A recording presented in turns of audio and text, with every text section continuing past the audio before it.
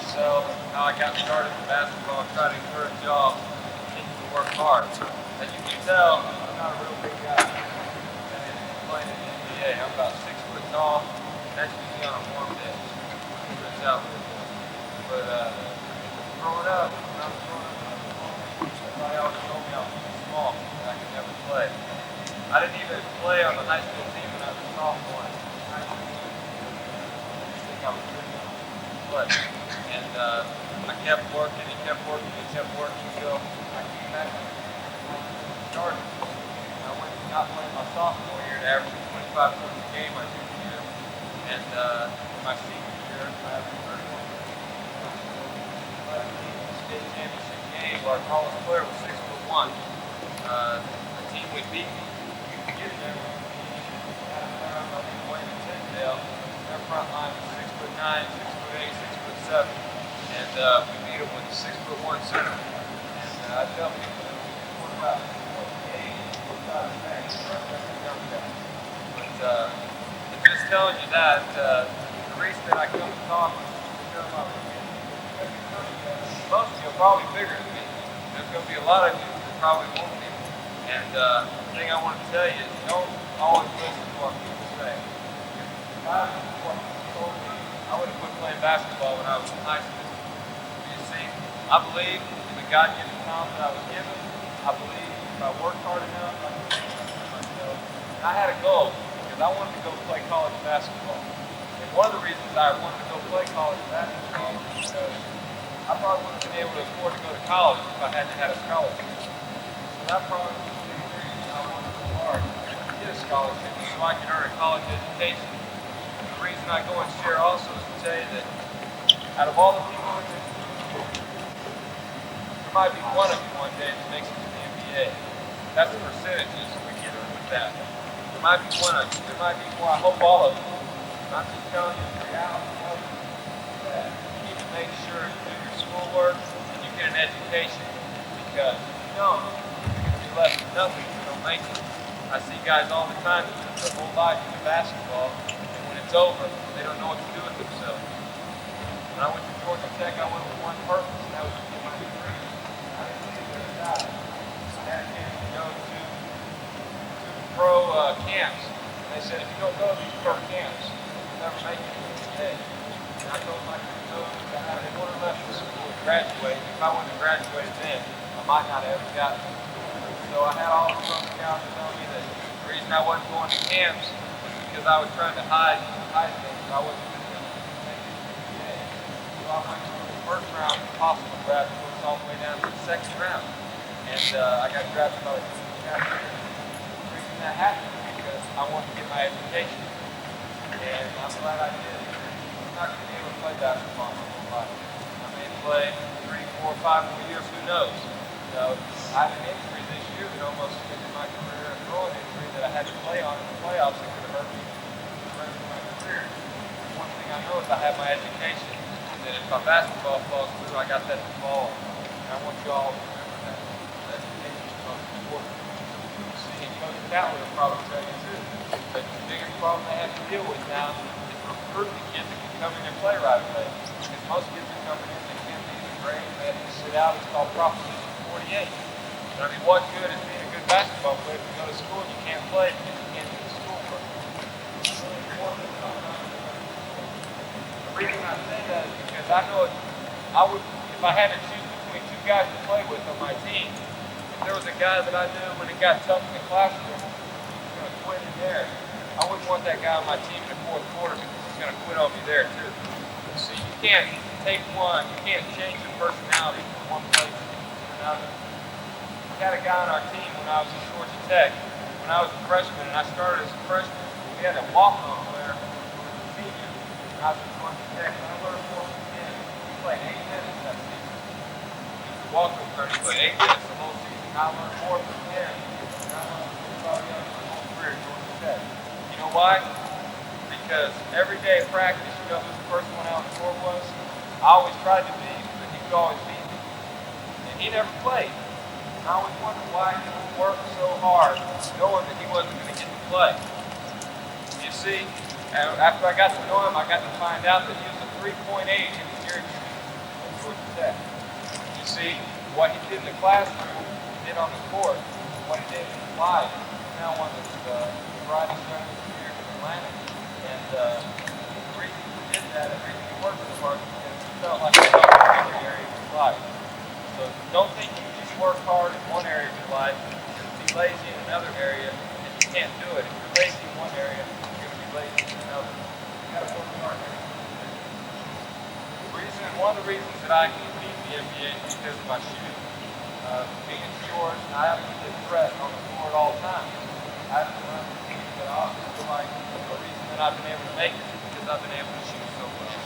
And my father taught me to say, he always told me that if I wanted to lead, that I had to work at it.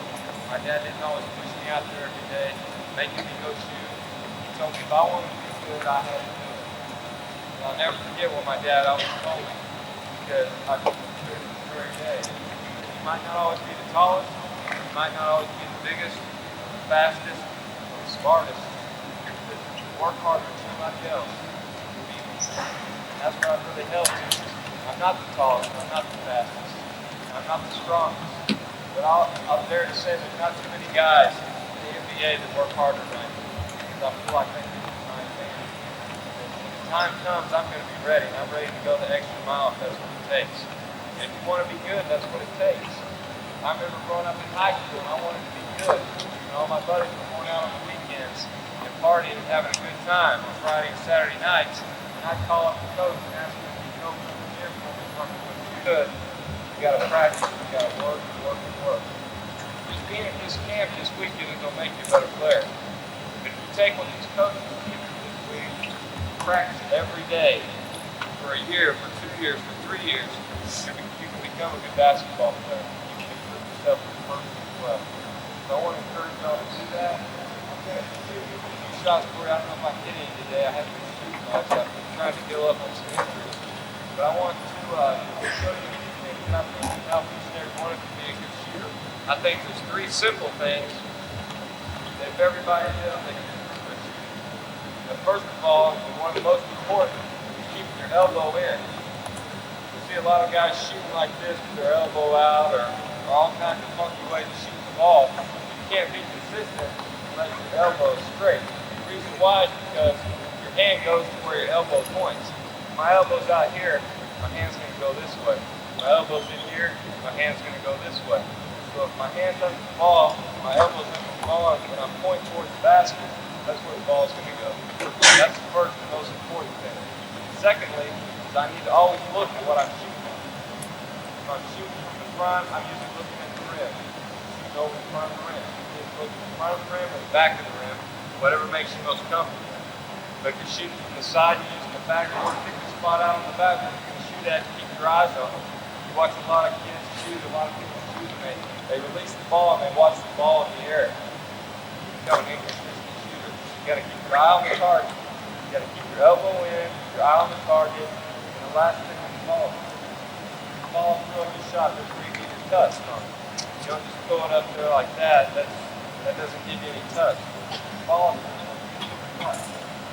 So when I see a person that, well, just for an example, give me somebody up here, right here in the blue. Yeah, come up here. I just want to show you something that can help you shoot with your elbow out. That. And the easy way to fix that, and I've never seen him shoot, I don't know, he may be a great shooter already. But the reason you can do it, stand under the goal, hold the ball in one hand, and turn it over like that. You can't do anything with your elbow be straight. Because you can't balance the ball if your hand's out this way or your hand's in here, like that. Put the ball in, if you turn it like that, your elbow's going to be underneath. Do that. One hand. See where his elbow is? Straight towards the basket. Turn it around. Where his elbow is. Right there, where it needs to be. Now you see, the guy puts 2 hands on the ball a lot of times. That allows him to get his elbow out, things like that. But if you're just practicing, you want to practice getting your elbow in, put 1 hand on the ball. See, all it takes is just 1 hand like that. Basket like that. Good, like that.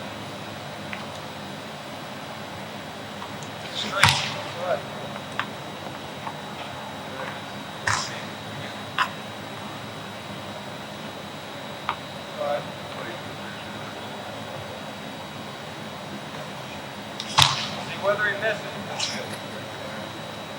What? Give him out of hand. I think it's important, what y'all think right here, is not getting every shot. And you can know if you're doing it right. Because if you miss a shot, you're either missing it short or you're missing it long. You should never miss to the right or to the left. If you're missing to the right or to the left, you're doing something wrong. Either your elbow's out, you're not falling, or you're not looking at where you're shooting at. So I'm going to shoot a few shots. I'm going to try to shoot them some in close or back up a little bit. But the shot should always be the same, whether you're in close or farther out. Somebody was trying to shoot for me. I'm not promising much today. Start in close. Like this. Same shot. Elbows in. If you want to keep down the ball through.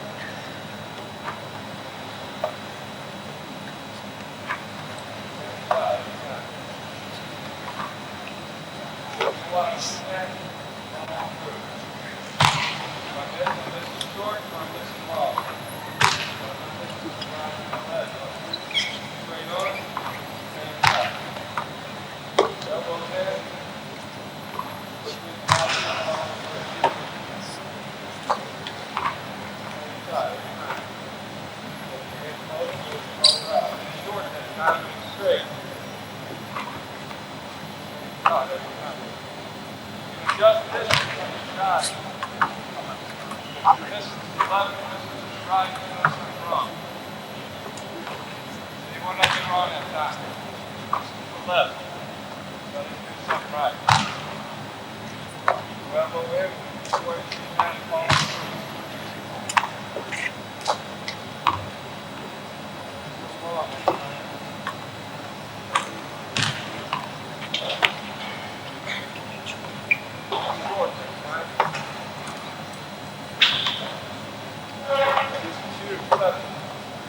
Do it long enough, do it right.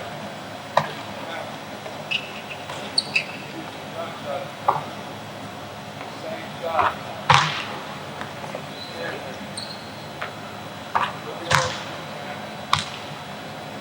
Elbow in.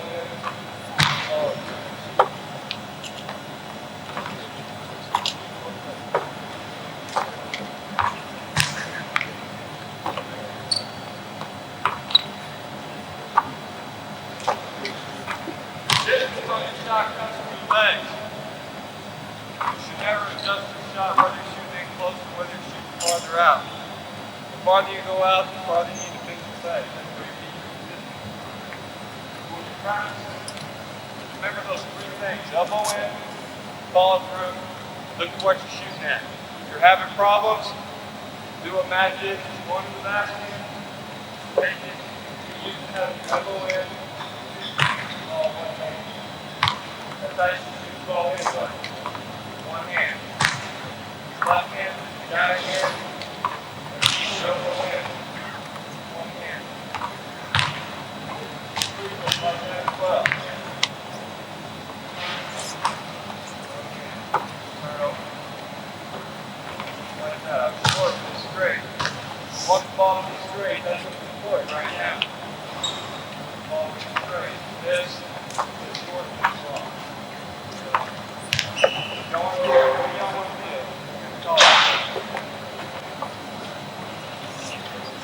many of y'all want to be a good college player someday? Well, I'm telling you, if you want to be a good player, you better start now. You better start practicing. If you want to be good, you better work harder than everybody else because there's going to be all these guys that are play you college. If you want to keep it or get somewhere, you better work harder than he does. So I hope y'all have a good week at camp. I'm enjoying being here with you today. Have fun.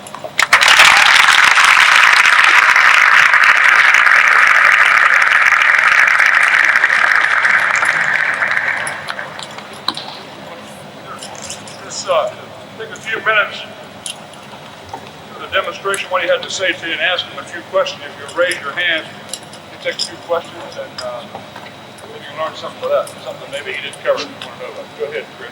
What's the difference between your sophomore and junior year? What's that? What was the difference between your sophomore and junior year? High school or college? High school. Well, the difference was, for one, I got an opportunity. My coach gave me an opportunity, but also I really worked. I felt like I was a good shooter, but I didn't. I hadn't developed myself. I hadn't worked hard enough to turn myself into a basketball player. It was a lot of hard work. Can I dunk it? I have. I wouldn't try it in the game. I probably hurt myself. Yeah. Right there. Well, I tell you what, if you're going to ask a question, stand up and speak up so everybody can hear it. You don't have to repeat it. He says it's hard to guard Michael Jordan. I'd say, yeah, it's quite hard. Fortunately, I don't have to cover it. Yeah, right here. Stand up. Speak up. Did y'all hear him? No. Toughest person I ever covered. I think probably one of the toughest guys I ever covered is Isaiah Thomas. He's a real good offensive player. Anybody else? What's that here? Speak up. What grade did you start playing basketball? What's that? What grade did you start playing basketball? I started playing when I was about 10 years old. How many shots did you shoot today, Mark, in the offseason? In the offseason, I probably shoot 500 without about 2 days. Yeah.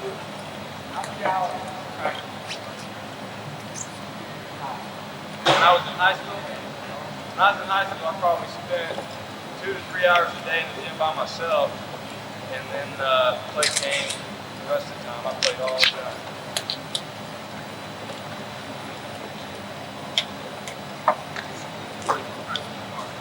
Stand up. Stand up.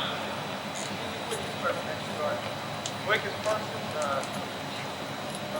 probably one of the quickest is Bugsy Bowes, Charlotte. It's like covering a lion. About this big, and he runs around and causes all kinds of problems. 5'4", Bugsy Bowes. A couple more. Another question? Okay.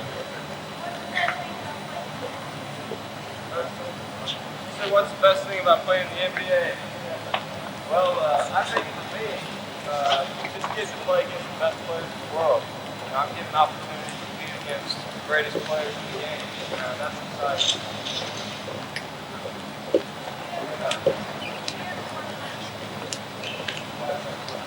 Every once in a while, I got to go out.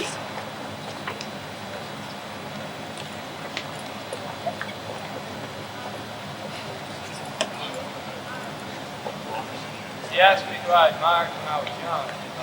I think my biggest hero growing up was my father. My dad was a coach, and my dad was a man of integrity, a person that always did the very best he could, whatever he did. And he was somebody I always looked up to. Mark was being very modest. His dad coached at the University of Oklahoma as an assistant coach with one of the more famous basketball coaches, John McLeod. Went to Phoenix whenever John went out there and rebuilt that program and did a great job in Phoenix. So his dad was a very informed basketball coach, and I'm sure that had a lot to do with him. How much did I get paid? A lot. A lot. How many hours did you study in college with basketball practice? What is your degree in? I got my degree in industrial management. It's a business management degree from Georgia Tech, and it's probably at least a couple hours a night, at least 2 to 3.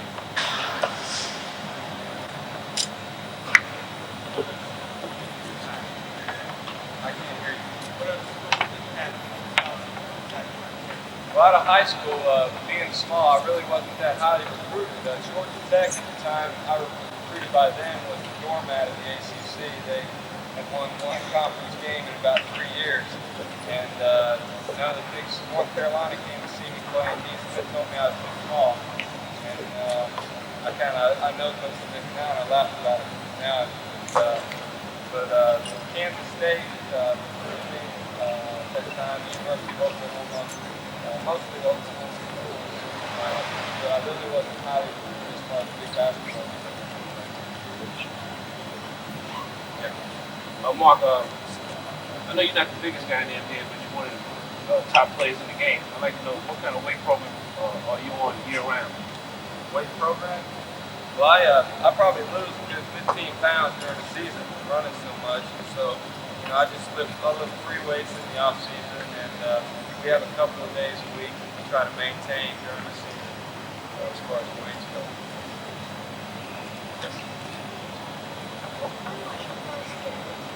When was my first game?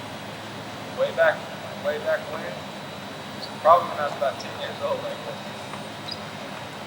Yeah.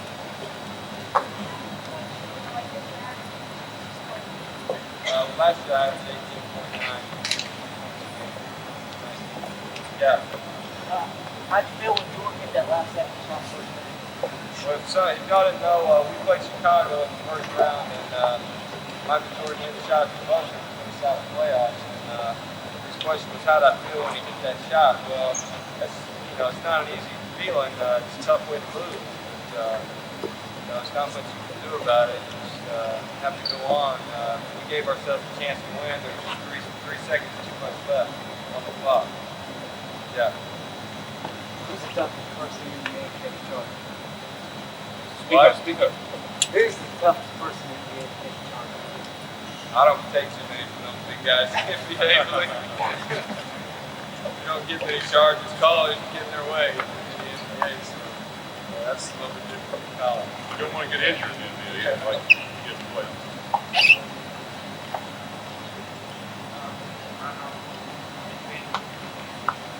Well, the draft is yesterday. I didn't have anybody there. Yeah.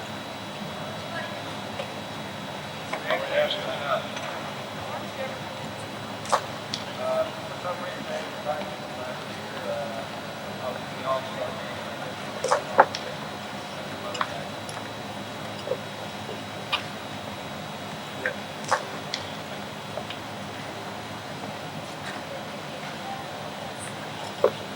I was first pick in the second round, 86. I got picked by Dallas.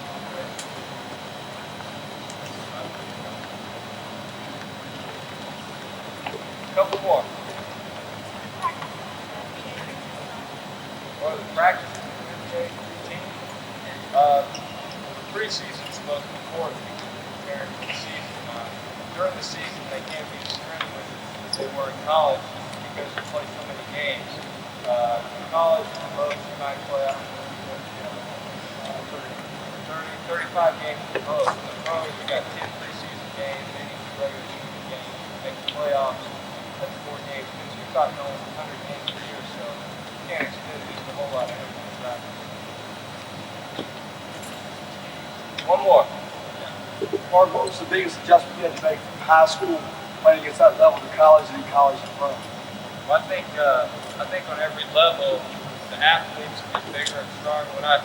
My first experience in college, we had a senior on Georgia Tech the time I got there, and he was a real physical player. And our first day of practice, when I got to school at Georgia Tech, he kind of picked me up and threw me down. I said, "Welcome to the ACC." And then when it gets to the pros, the guys are even bigger and better athletes, and so you have to be more mentally sharp, find ways that you can be productive. And my big key is I think too many people don't know their weaknesses. I feel like I know my weaknesses and I stay away from those. I do the things I do best and it allows me to be successful. Too many people spend too much time trying to do something they can't do instead of doing what they do best. So that's what I encourage y'all to do. Always try to